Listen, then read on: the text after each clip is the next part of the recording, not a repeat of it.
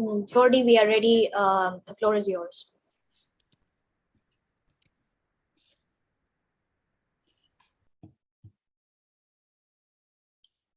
Jordi, you're on mute.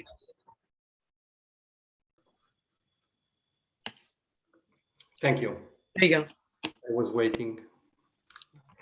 So, hello everyone. The first thing we have to say is that Mr. Enrico Palermo, head of the Australian agency, would have loved to be here with us. Due to a miscommunication here from the organization team, he cannot attend due to other obligations. He conveys our message to the other entities and to everyone. Enrico Palermo is an alumni of ISU. I will introduce the agencies for you, Loretta. So Dr. Vananatha Munsami was appointed Chief Executive Officer of South African National Space Agency, SANSA, in 2017. Dr. Munsami has held several positions in the Department of Science and Technology, and the latest position he had was Chief Science and Technology Representative of the Department of Science and Technology in 2016. He was involved in the strategy and policy of the development of the South African National Space Program. Dr. Munsami also currently chairs the African Union Space Working Group, which develops the African space policy and strategy that was approved by the African heads of state in January of this year. As the chief specialist for astronomy during his employment at the Department of Science and Technology, Dr. Munsami was involved in the development of National Multi-Wavelength Astronomy Strategy and the SKA Readiness Strategy. Dr. Munsami, a background includes Bachelor of Science in Physics and Mathematics, Bachelor of Science Honors in Physics, and PhD in Physics for University of KwaZulu-Natal. Dr. Munsami has completed program in Business Leadership and Master in Business Leadership through University of South Africa, and of course, he is an alumni of ISU. Thank you for being here. Avigdor Blasberger was appointed Director of the Israel Space Agency in 2016. His appointment came after a very long, lengthy selection process by the Israeli cabinet. Prior to his appointment as Director General, Mr. Blasberger served in various senior positions at the Israeli Defense and Aerospace Company, Elbit Systems, including as Chief Executive Officer of Elbit Security System and Vice President for Intelligence in Elbit Systems Electro-Optics. These and other positions within Elbit focus largely on space issues, as well as involvement in other complex space projects.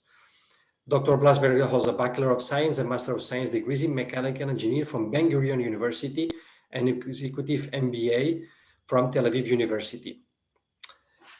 Thank you very much. The floor is yours, Loretta, and thank you, distinguished speakers. Fantastic. Thank you, Jordi, so much. And thank you all for being here, especially Dr. Munsami and Mr. Blasberger. We're honored to have such a fantastic panel of space agency heads, especially now that we have two ISU alumni as space agency heads. It's amazing and dazzling to me as an alum to be living in the future that we dreamed of and imagined. So it's starting to happen. It's very exciting. This panel is going to be talking about how our community, the space community, can help the UN and our planet with the look, everything's spacey with us because everything's a space lens for me. Sorry, with the UN sustainability goals, the SDGs. So I wanted to just, let me go to my share screen.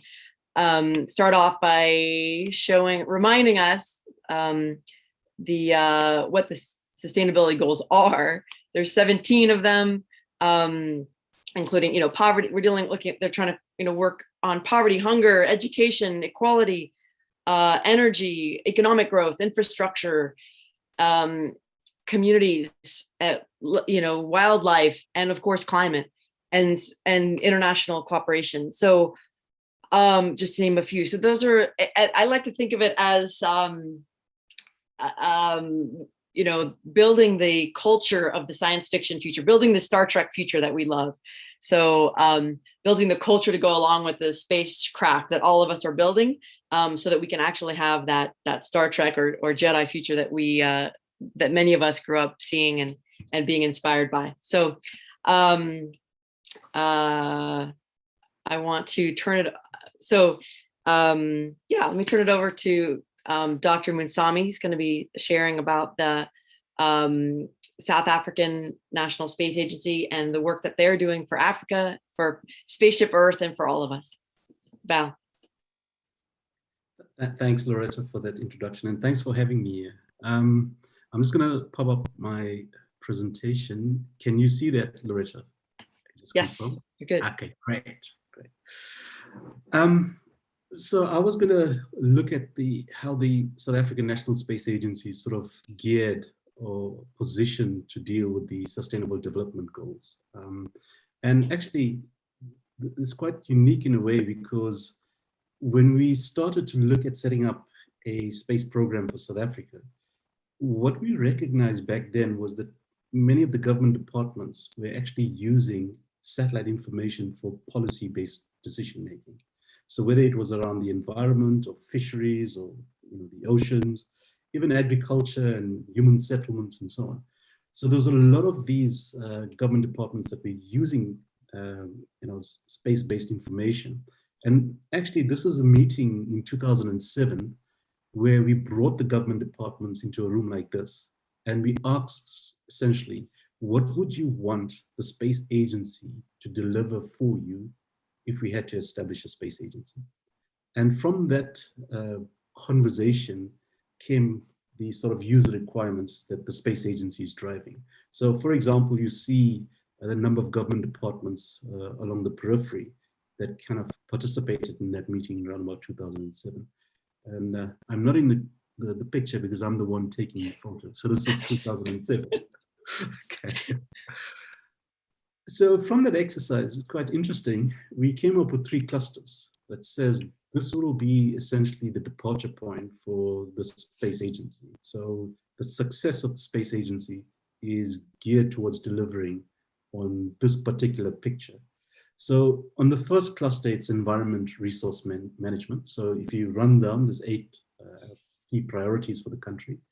Environmental and geospatial monitoring, looking after our oceans, ship traffic and so on. Land management, which includes agriculture, rural development, topographic mapping, hydrological, which is water, climate, and meteorological, which is the weather. And then you look at the second cluster, which is health, safety, and security, which is looking at disaster monitoring and relief, hazards forecasting, looking at the cross-border risk, the transfer of assets. You get the road transport of goods and services across our borders. How do we track that? Disease surveillance, like waterborne diseases as an example. Asset monitoring within South Africa, regulatory enforcement. And there's quite a few examples of regulatory enforcement, which I can share during the course of the presentation. And then obviously from a defense, peacekeeping and treaty monitoring, because we'll do a lot of work on the African continent in terms of ensuring peace on the continent and nationally as well. And then the third cluster is innovation and economic growth. And here we're looking at how does space can impact on the tourism and recreation sector, telecommunications, space science and exploration. And you'll see at the bottom end of that cluster is more looking at the industry focus. So transfer in and spin-offs and spin-ins into the space sector and out of the space sector as well. So this is the framing essentially of the sort of strategic perspective of the South African National Space Agency, or SANSA, as we call it. Now, the question you might ask is, so how does that intersect with this particular slide in terms of these 17 Sustainable Development Goals, which Loretta also put up just now? And if you take those key priorities that are presented in the previous slide, and if you map them, they kind of fall quite neatly into these little clusters, or into one of these goals, essentially. Now, it's interesting because when you look at how I've mapped this out, there's a couple of perspectives you need to take into account. The first one is that we use satellite information for policy decision-making, so evidence-based decision-making. So we could go back into our archive, ask a question, and look at a particular recommendation from that policy perspective, and we can implement some policy choices. So that's on the one. The second is you actually use the data to make inroads in terms of applications, for example. For example, 60 to 70% of the essential variables that you use comes from space-based data. So you're actually using the data as a tool for impacting on those particular SDG goals. So for zero hunger, for example, how do you increase crop yield that will ensure that you can feed the population? So it's more from an applications point of view. And then the third element is that when you make the policies, you also have to monitor how those policies are doing. So it's also for monitoring and evaluation. So you need data. Data is the key currency when you talk around policy making, using it from an applications perspective and monitoring and evaluation. So if you look at the South African National Space Program, and this is more or less putting all of the nuts and bolts together in terms of how we kind of structure. You take your key priority areas at the top end, and then you look at it from an Earth observation point of view, communications, navigation, space exploration. And that's more the thematic area, so you can segment across the thematic areas. But when you get to the functional platforms, so let's assume you're now getting to the mission perspective. You want to design satellites. You're looking at the user requirements, and then you get into mission requirements. Then you need a bit of R&D in terms of developing those technologies. And once the satellites are up and there's missions are ongoing, you operate those missions. And the last one, but not by no means the least, is the space applications. And actually the value proposition of that value chain is on the space application side of the coin.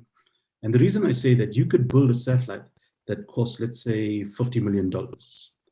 The value of that satellite is not $50 million. The value of the satellite is what you do at the end of it. So if the users cannot find any utility in the data that's coming out of the satellite, then that satellite has no purpose. Okay? And so the value is actually downstream, not upstream. But you do have sort of export. You can leverage on technologies that you can export and so on. So there is a leveraging factor on the upstream as well. But the key value proposition as to why you build a satellite is downstream. But you also need these other building blocks. You need the infrastructure, human capital, international partnerships, because you're dealing with the global value chain. And then industry is a big component of that. And then space awareness. Okay.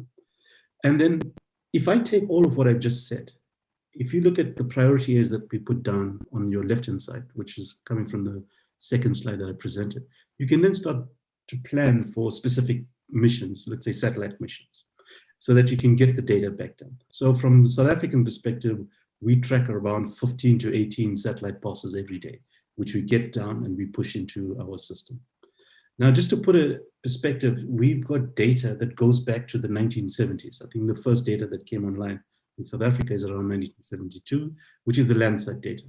So what we've done in the last 18 months, essentially, we've put in a high-performance computing platform, which is more or less state-of-the-art. In fact, there's a whole server room at the back that's been replaced, but just this one high-performance cluster at the top, which is about just over 2 petabytes, essentially. And what we're trying to do as well is build this data visualization wall. So taking the data, crunching it into a high-performance computing platform, and get a visualization sense in terms of what the data looks like. But more interestingly, we are now working on what is called a data cube. So if you take your data, your raw data, which is an extreme right, I'm looking at the bottom end, and then we've created these mosaics over the country for the last, from the 1980s onwards. But what we do is you pre-process them and you align all of the pixels. So now you can go to any spot in the country and ask a policy-related question that can take you right back to the 1970s and see how the landscape has evolved. And that will inform the kind of policy choices that you need to make. So this is called a data cube. So what we are showcasing here is a Digital Earth South Africa. So this was built here in South Africa, but it's modeled after the pilot work that was done by Geosciences Australia. In fact, they're the forerunner of this kind of technology. So if I put all of that and put that processing platform, and essentially what we will do is use that platform to bring in the industry into the platform to develop the products and services that we actually require at the end. But if I take the vision of SANZA, it's Africa-centric. So we're looking at Africa from a 2030 perspective. 2030 because it fits with the SDGs. It also fits with the Agenda 2063, which run in 10-year sort of cycles. And then South Africa also has a national development plan, which runs 2030. So there's a key focus from a policy perspective to get things by 2030 so we can meet all. And the mission is that we will provide leadership not necessarily, sorry, I need to stop this. Not necessarily to actually implement all of this in-house. So we have a small cohort of staff, but the major work is done by the industry. Africa, why Africa? If I look at the African Union Commission, these are the 8 commissions within the African Union. And what I've done here is just segmented the high-level policy objectives of each of those unions or commissions. And if you take that in a nutshell, there's 40 objectives in total. And if you do a kind of a mapping in terms of how many of them actually require space science and technology, you find that there's about 35 of the 40 objectives. That's about a 90% reliance on space applications on the African Union. And then a lot of that, obviously, now what I've just shown you is on developing products and services using Earth observation. There's another dimension that I just wanted to pop in. I know my time is running out. If you take, I just caught the tail end of the previous conversation around space traffic. If you take the long-term sustainability of space that's been driven by the UN as an example, space weather is part of the guidelines. And so what you see at the top end is the design for a new space weather center, which is a 24/7 center that we're currently building. And at the bottom end is that facility, which was on Friday, or actually yesterday, the latest picture on the ground. So that came up in the last 3 months, essentially.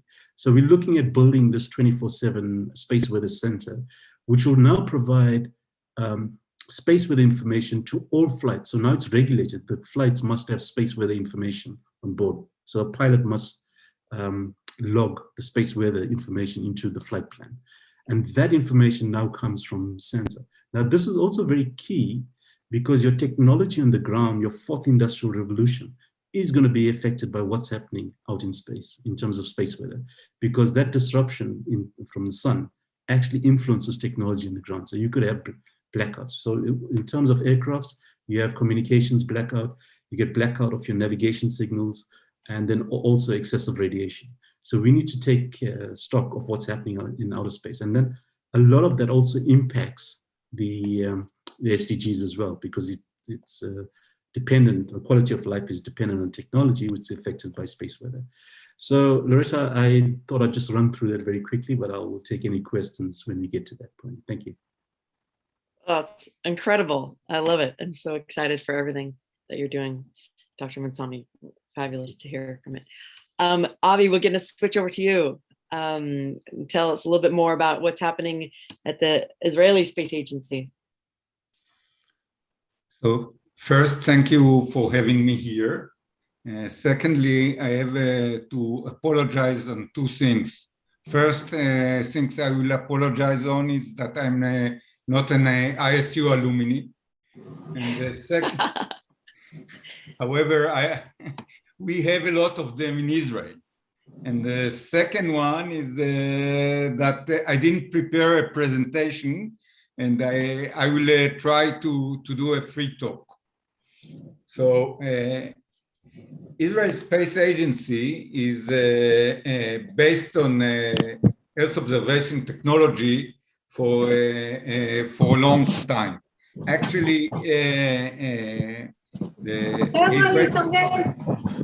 the Israeli program have been started.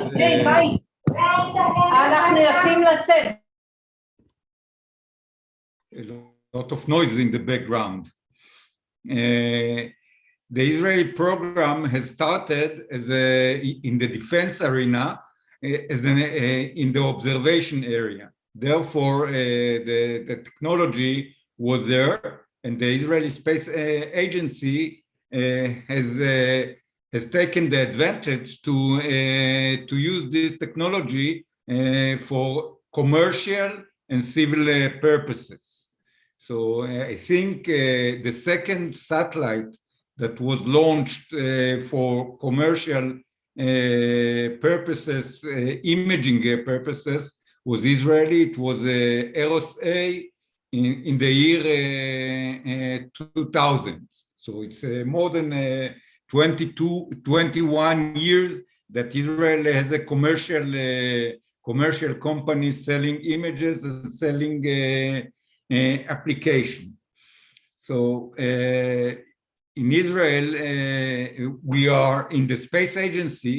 If I'm looking at the SDGs, the UN SDGs, I think we can count one by one, and we are dealing with them. Talking about education, for example, in Israel, we have a very big program of education based on space technology. Just recently, we have finished to build 8 nanosatellites that waiting for launch by SpaceX very soon from 8 different high schools in Israel. So it will be the first one. 8 high schools will launch in the same time a constellation of satellite. Talking about all the SDGs, that using Earth observation. So we have the Venus satellite, which is a cooperation between Israel and France. So it's in one hand it fulfills many SDGs, and on the other hand it fulfills another SDG, which is international cooperation, to strengthen international cooperation. This satellite has 12 bands, 5-meter resolution, and its main objective is for precise agriculture, meaning food, having better food, water quality preservation, and other climate parameters. Currently, we are doing with the Italian, with ASI, a new observation satellite, which will be the state-of-the-art satellite for hyperspectral observation, which will be both scientific and commercial. And I think anyone that in the business know what are the qualities of hyperspectral observation, and what can be done with that, from agriculture, water preservation, mining, quality. As you can imagine, that you can find application on that, since this observation is based not on the images, but on the signature of the material. Hyperspectral is dealing with the signature of material. Another program that we are doing in cooperation with CNES is for top cloud monitoring, which is very important for weather parameter, and lightning monitoring, which is also weather monitoring. So as you can see, Israel is using its technology for Earth observation to do a scientific program as well as a commercial program, which develop, of course, support economic growth, which is another one of the SDGs, and other programs. There is a company in Israel, for example, that using not Israeli satellite. It is using Argentinian satellite and Japanese satellite to monitor water leakage in urban areas, which is also very important for water quality and water preservation. A lot of water waste is done by water leakage, and this is also based on a commercial, done on a commercial basis. The last and not least, talking about the SDG of gender, this year, an Israeli group from Ben Gurion University in the Negev was announced in the IAF. They won the prize of the gender, building it actually is gender and education. They build a program for young children to only young women's for scientific purposes. So as you can see, the Israeli Space Agency, even though it's not planning one by one to go through the SDGs, but through the regular program, we are fulfilling most of the SDGs, and mainly we are working a lot with international cooperation, and we are open for international cooperation with whoever wishes to do that. Thank you. That's incredible. I love it. So, Avi, I just want to acknowledge you for so much international cooperation. You're doing such great work with France and Argentina and Japan. That's very impressive. My first question is for you. I'm interested to know, at ISU, we talk about international, intercultural, interdisciplinary, to have so many relationships across, working across with so many countries. I'm interested to know how much you think personal relationships help make those deals, make those collaborations possible, like going to conferences or going to ISU or places like this, meeting people, building that kind of rapport, building that kind of trust, so you can take the next step to say, hey, we should work with Japan on this, or hey, we should work with Argentina on this. What do you think, Avi? I think that even though diplomatic efforts and the diplomatic connection are very important, by the end of the day, personal relation, I would say it is almost the most important thing. And I think that the ISU, even though I apologize that I'm not the ISU alumni, contribute to that a lot. We have, as I said, I think more than 80 alumni in Israel, and their connection around the world are helping a lot to do international collaboration. And in my level, I think going to conferences and meeting the people and having the personal relation between head of agency and the international directors and the lower level, it is very important. The last year with the COVID, I think, even though it didn't harm the working plan, I think missing the personal touch, it was somehow it's harmed the relation. We hope that as soon as the world will be reopened, maybe soon we can meet in the ISC in Dubai or in other ISU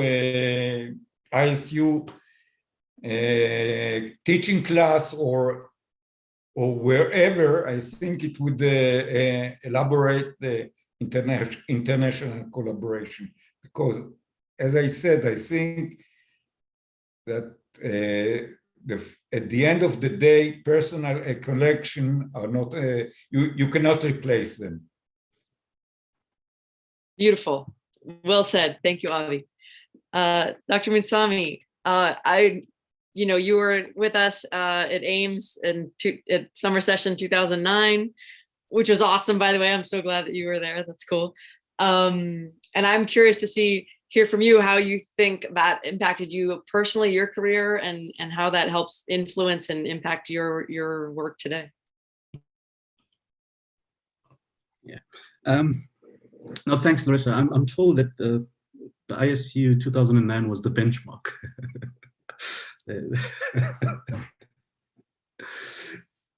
Sorry, I have to say that it was a phenomenal experience. Yeah. I mean, Yeah. I think where that left me is it gave me a level of confidence to move forward. So by the way, my career is also mixed up. I started off as a scientist, worked in a regulatory environment, international relations, developing policy and strategy. And when you get to head up an agency, actually, you think about it, you have to work with the scientists, you have to work with the regulators, you have to implement policy and strategy, you have to work with international relations. All of that just sort of converge quite nicely. And what's interesting is if you look at the ISU curriculum and the SSP and so on, it was interdisciplinary. You learned everything from space medicine and so on. So there's a richness about the ISU experience that when you move forward, there's a level of confidence you can talk about the subject matter. But it also comes into the interpersonal relationship, because a lot of the sort of partnerships that we are driving is actually based on those kind of relationships. I'll just give a classic example. Jan Werner, the previous, the DG of ESA, the Director General who just stepped down, we had quite a strong, quite a personal relationship. He visited South Africa, we spent some time together. And in fact, we had a conversation, I think last week or the week before. But there was collaboration that came out of that relationship. Like we're currently building a concurrent design facility in South Africa for satellite engineering. And it's because I visited with him and he explained to me, and I brought that idea back home. And now we're developing that. The same with the BRICS, the Brazil, Russia, India, China, South Africa consortium. We'll be signing actually an agreement on the 18th of August on a remote sensing satellite constellation for the BRICS countries. But that came out of sitting together as heads of agency and saying, what do we do to make this happen? So that personal contact is very important. And sometimes many countries ask us, how is South Africa so successful in some of these partnerships? And the truth of the matter is, you have to be in the room to capitalize on the opportunity. If you're not in the room, you miss the opportunity. So you have to be there. So it's very important, the interpersonal relationship and the personal contact. COVID is not helping us, but I'm sure we'll survive it and come out healthy. Thanks, Claire. Yeah, absolutely. Avi, I'm just interested if you have any personal story. What are you most proud of having accomplished in your 5-year tenure there at the head of the agency? What are you personally most drawn to, inspired by, or excited about what you get to work on now? Oh, and sorry, you're on mute. So let me just get that fixed first. There, perfect. Now you got it. To try to summarize what have been done in the 5 years is quite hard, but I think very exciting is to have this personal relationship with the head of agencies that we can make with that collaboration and create together a program like the relation that we have. You have mentioned Jan Werner, and Jan Werner is a very open person, and you can have with him a very good relation, which we did have with the NASA administrator, Jim Bernstein, with Jean-Yves Legal from CNES, from Battiston, and then after with Sakoche from ASI, from Kiran Kumar, and then after with Casey Van from ISRO, and all others. With all of them, I have a very good personal relation, and it is exciting. something that was very exciting for me is to be present at the launch of the Venus satellite, because this is a personal point. The Venus satellite, I was one of its initiators when I was in the industry. When I work in the industry, the start of the feasibility study of Venus satellite or Venus camera was initiated then. And then it was a program, and they built the satellite. And as the director of the Israeli Space Agency, I have the honor to be present in its launch.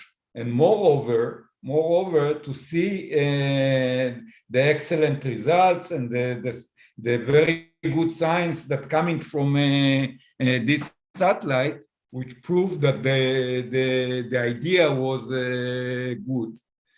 So there are a lot of programs which we initiated. These are the exciting moment to initiate program and to see the final result of the program. And of course, all education. It is very exciting to see the young people excited from space. I can tell you that one of the first things that I've done, I went to in high school in Israel in the summer vacation, and I saw children working on a satellite integration before launch. This was the first Israeli high school children. And I asked the children, don't you prefer the vacation? So they told me this is more interesting. So this is very, very exciting to see how children are thrilled from technology and especially from space. So I can count tens of moments. I try to summarize few of them. Yes, perfect. Thank you so much, Avi. I love that. Yeah, I would love to see my kids choosing satellite building over playing video games. That would be a big moment for me too. Dr. Mutsami, we here gathered, the ISU alumni. I like to think of us as crew of Spaceship Earth, and as now our space station, we have a big challenge on our spaceship with our life support system and with climate change. And what leadership do you think that South Africa or you or all of us could provide with the climate change goals specifically? How can we best what can we do to handle that? The interesting thing, Loretta, is the TP that I did at SSP 2009 was called SEFN, Safe Energy for Earth. And the interesting thing is that we looked at the technologies that come out of the pipeline, the space pipeline, and how that could be used to mitigate against these climate change and the energy demands and so on. So an interesting thing, for example, we don't think about it this way, but if you think about the International Space Station, it's a self-contained system, generates its own energy, recycling of waste. Those are technologies you use back in Earth. And we talk about the circular economy these days because you're just recycling the waste to make use of it, as an example. So those are technologies that come out of the space domain. So I think working together, and by the way, we had like 32 countries in the TP represented. It was like, wow. Okay.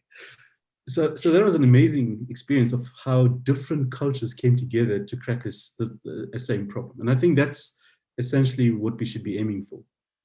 But I think where we're stuck at the moment is this whole geopolitics.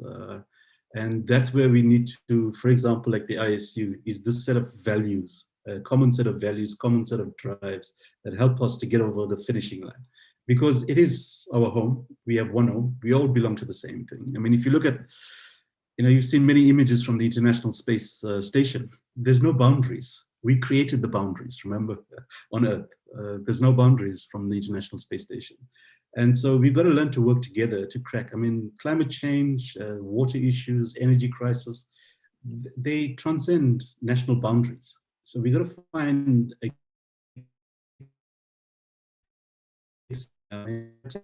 example, look at how it runs across Africa and how you have to sort of partner and be aligned, because anything that happens upstream affects countries downstream. So you have to collaborate across that entire, the Nile basin running through Africa, and there's quite a few countries. So you got to work together because you've got a common resource, and Earth is our common home. So we got to fix it in that respect. And I think there's a lot of technologies that we need to, that we are working on, that we can put on the table. So, when I shared the vision of the South African Space Agency, it wasn't South African focused, it was Africa focused, because we knew there's a lot of technologies and programs that we're working on is very unique in Africa.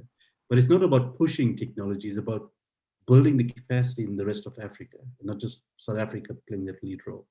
And that's essentially what we want to do going forward, is build that critical mass that we can start working together in terms of dealing with these common challenges.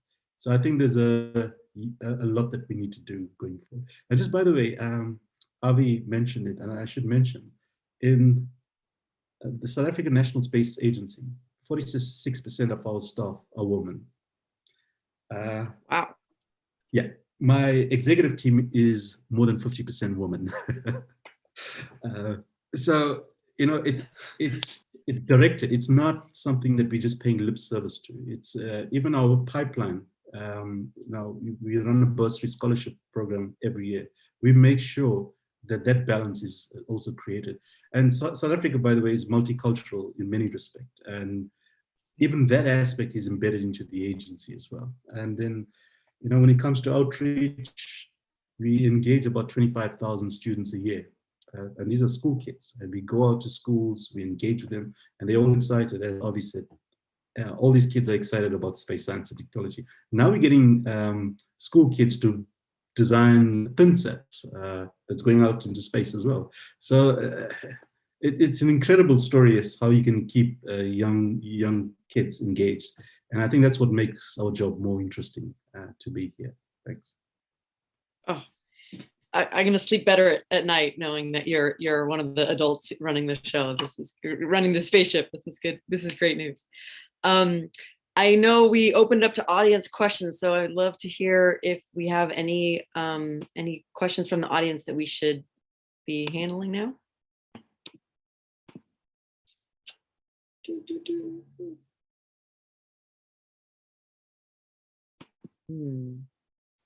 Maybe not. Radio silence. There are. Oh, we do. Okay, here we go. Here's our share screen of the question polling. What strategy would the panelists suggest to other emerging space nations?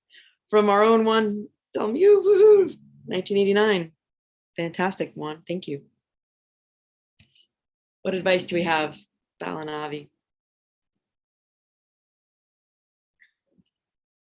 And go off mute too again, Avi.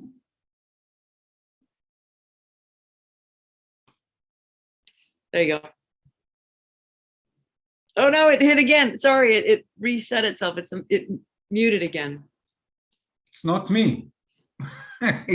It's from the center. Okay. It's from above. That's fine.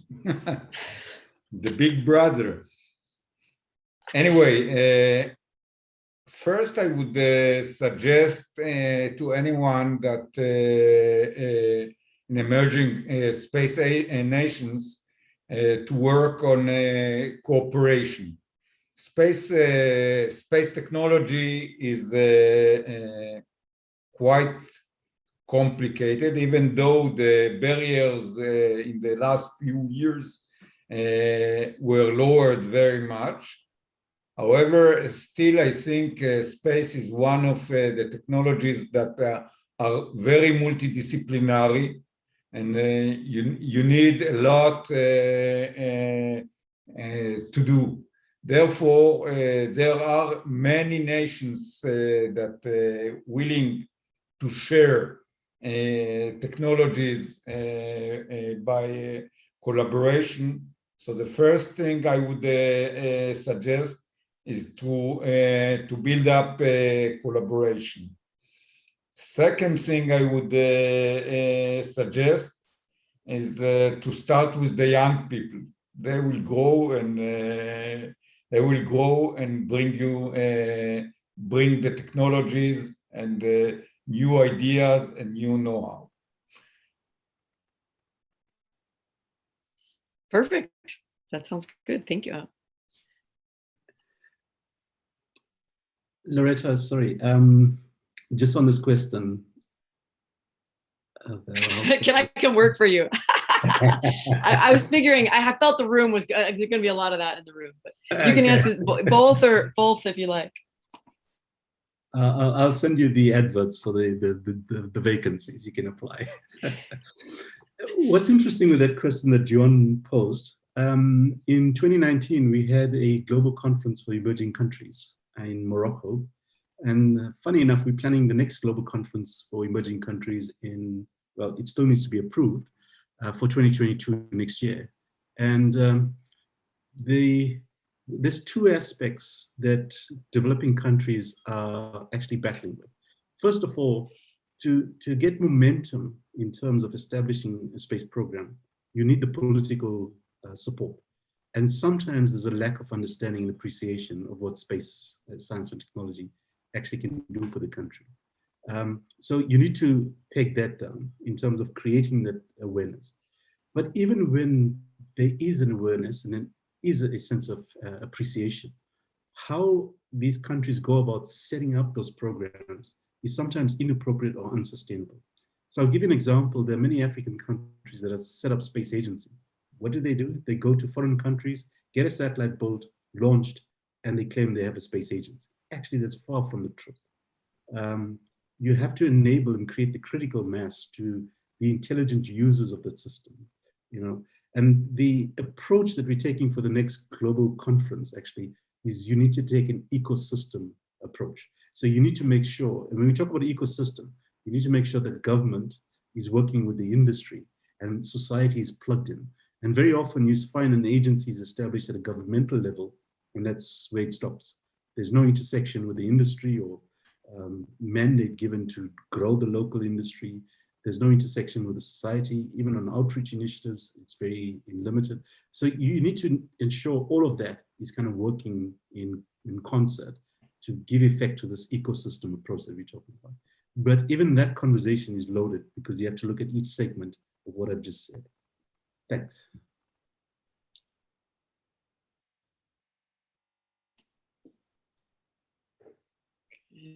Should small space agencies promote national space laws to promote sustainability goals and tackle post-mission disposal and space debris responsibilities by private and national players?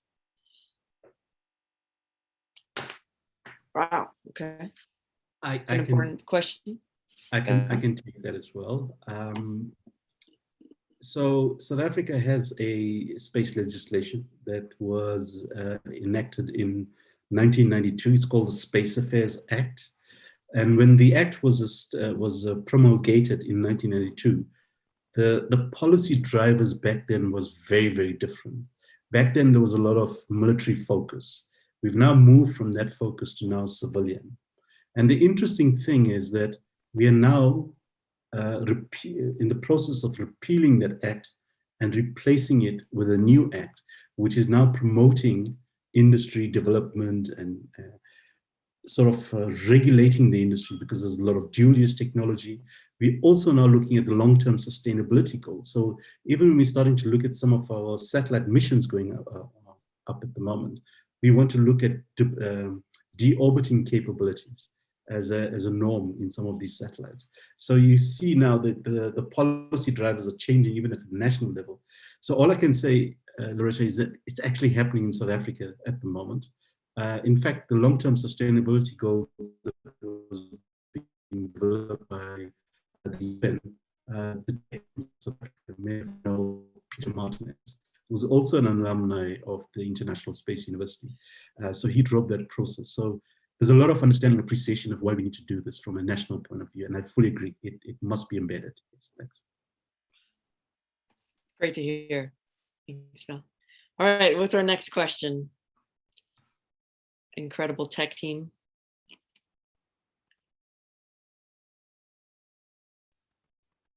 From defense, our focus is shift from defense to commercial and civil. This is also the strategy in the US, but not in South Africa, in Europe or in Europe. I think I can answer about that. I'm not sure it's not the same in Europe. You can see, you can look at the strategy of France and Italy and Germany, the big countries in Europe that leading, and even a little in the UK as well. They have a defense program, and of course the defense program is not supporting the commercial and the civil. But since they are building new technologies, the same technologies can support building a commercial and civil program. I don't know how it is in South Africa, but I think it's not special for Israel and US. I think all the big players, and I'm not regarding Israel as a big player, but all the big players that have also a defense program, that defense program eventually support the commercial and the civil program, since the technologies are, observation technologies are quite similar at the end of the day. Fantastic. Oh, it looks like there is one more question. So why don't we go ahead and throw that up? The approach to space exploration is following the same colonial, conquer, and colonize model of the past, and will repeat the same mistakes. I think this should start with if we do it that way, we will repeat the same mistakes. Please comment. Which mistake they mean?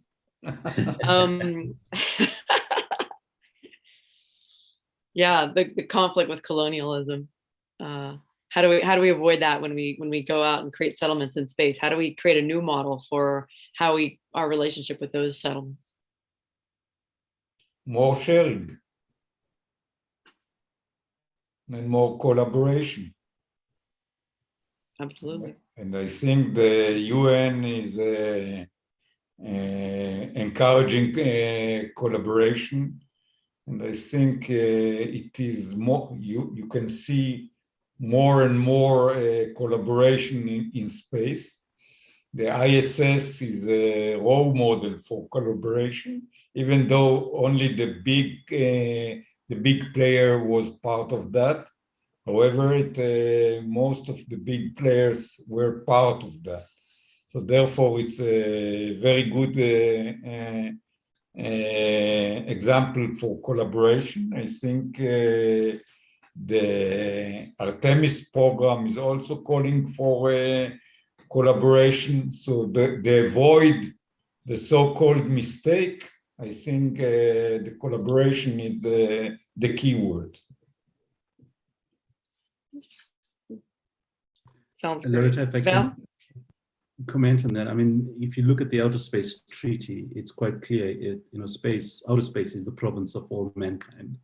And, there's this big debate that's been coming through from the 1960s unresolved, the differentiation between air law and space law, because air law is a sovereign space, but space does not have any sovereign rule.